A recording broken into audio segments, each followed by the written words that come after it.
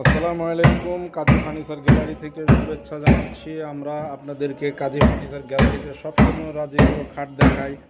তো আমাদের এই খাটটা সেল হয়ে গেল। এই খাটটা আমাদেরকে অর্ডার দিয়েছে বরিশাল থেকে একজন সরকারি চাকরিজীবী।